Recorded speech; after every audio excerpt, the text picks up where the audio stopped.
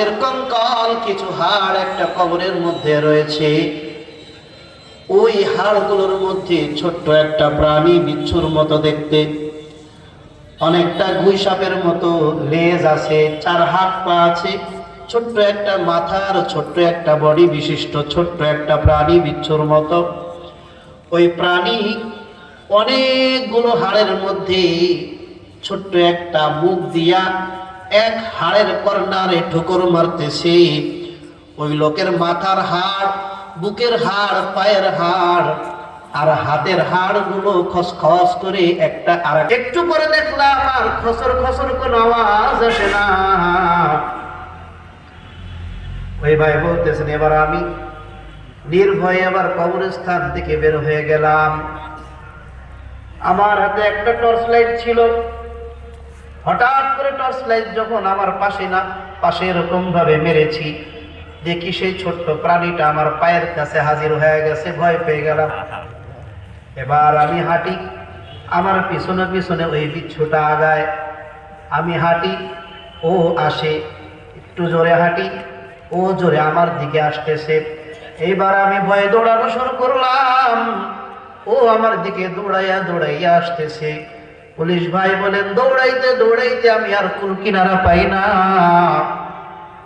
হঠাৎ করে দেখলাম ওই শহরের মধ্যে বিশাল বড় এক দিঘি ছিল।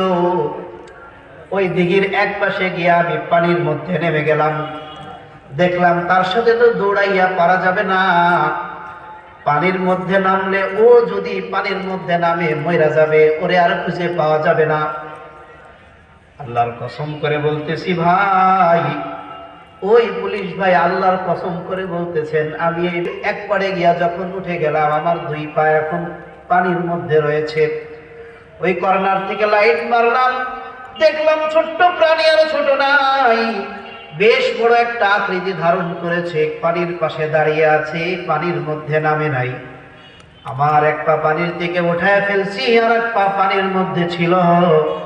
ওই পাশ থেকে পোকাটা পানির মধ্যে যেই নাকি মুখ দিছে, আমার ডান পা জ্বলে ছারখার হয়ে গেছি।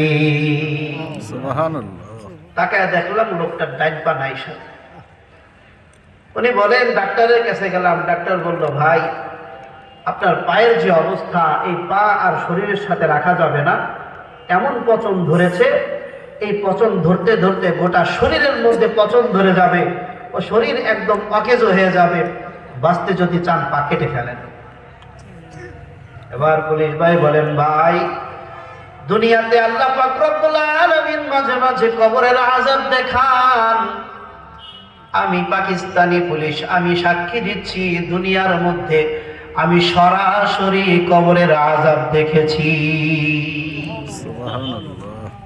লোকটা ওই যে চাকরি ছাড়ছে, বলে তারপরে আর কোনোদিন নামাজ ছাড়ি নাই, কোনোদিন রোজা ছাড়ি নাই, কোরআন তেলাওয়াত ছাড়ি নাই, কারোর সাথে কোনোদিন খারাপ আচরণ করি নাই, কোন হুজুরকে কোনোদিন খারাপ কথা বলি নাই, কোন হুজুর জেলে গেলে তার জন্য মস্কারা করি নাই। আল্লাহ পাক রব্বুল আলামিন আমাকে ওই ঘটনার মাধ্যমে হেদায়েত দিয়েছেন। আজ পর্যন্ত আমি কোনোদিন নামাজ তরক করি নাই।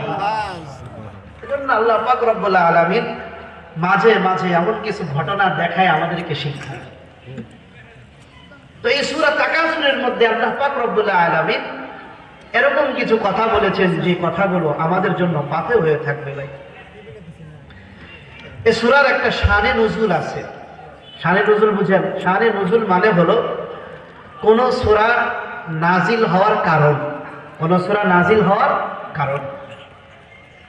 আল্লাহ পাক রব্বুল আলামিন বলেন, আল্লাহকুমুত তাকাসুর, এ দুনিয়ার মানুষ, সন্তানের প্রাচুর্য তোমাদেরকে একে অপরকে উদাসীন করে রেখেছে। কে কত